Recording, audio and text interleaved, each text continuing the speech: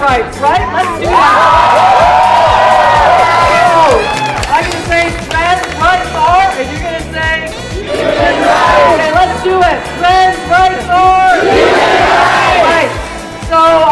So for 8 years, I tabled a bill for gender identity and gender expression in the Ontario Human Rights Code, and in 2012 we passed that, named after Toby Dancer. So we were 5 years ahead of the feds, right here in Ontario.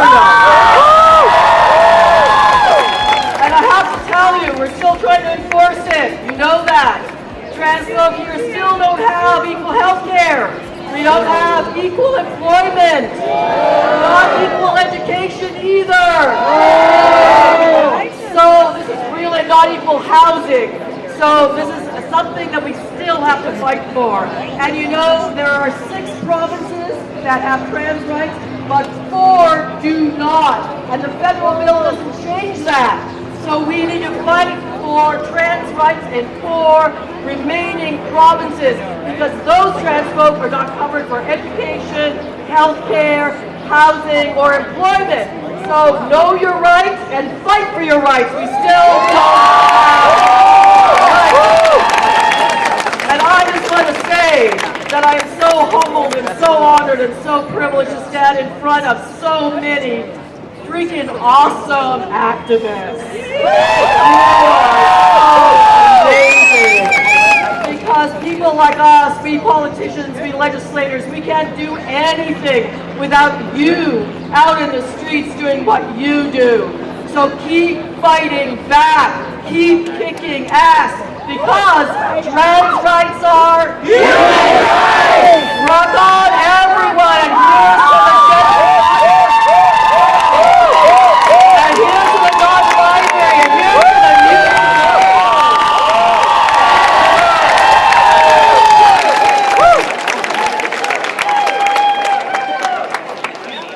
Oh, hi. Oh, but cheese. So good. I'm sorry. I'm so mix it up here a little bit. Take your time. So, Reverend Dr. Cheri DiNovo. It's you again. What a great speech that you just there. That just rallied the troops here. What's taking the federal government so long to get up to this legislation? Well, I mean, finally it's been done, but people have to understand that the federal legislation covers federal employees and it covers federal institutions. It doesn't, for most people, it doesn't cover employment, healthcare, education, and housing, which are provincial matters. So we needed that, and its major power is symbolic. Because it kicks the province's ass, basically. It says, if you haven't got this in your legislation, you should get it now. So there are 6 provinces that have it. We were the first, and now the federal government's brought theirs in, which covers, and it's important because it covers passports, covers federal prisons and the criminal justice system, and it covers federal employees and the army, right? But we cover so much in the provinces. And so in Ontario, we've had it since 2012, and we still don't have adequate and equal health care. We still, as I said, we don't have, it's not being enforced. Body Blitz was a classic example of why people need education. They don't understand that they already have, there's already rights on the books, and they have to uphold them. So we're still fighting, and healthcare is, there was a non-binary Joshua from Vancouver who tried to get an Ontario birth certificate, and they were told maybe in 2018. I'm sorry, this has been on the law since 2012. Like it should take 6 to 8 weeks, not a year. It's like the 21st century, like really, Is it the amendment to the Healthcare Act that we need to really amend to get healthcare system for? Nothing needs to change legislatively. What needs to be changed is enforcement. So in the Human Rights Code, we have those rights now. You got to enforce them. So it's sadly it's left up to trans folk and allies to fight for it on the ground now. To say we have the human rights, now we have to exercise them, right? But I hear that the human rights panel is already full with so many cases to begin with. Like it's like a sea of black hole, they say, of cases to go through. I mean, do we need more funding to adjudicate this? Is that Well, that may be a whole other issue, but I think the critical thing right now is education. Like we need to get the word out. Body bliss was bad. It was good in the sense that now people understand this is their right. This is trans women are women. This is the the message I kept trying to get out. And for healthcare, I keep fighting. Like, why are trans folk having to go to Thailand for transition surgery?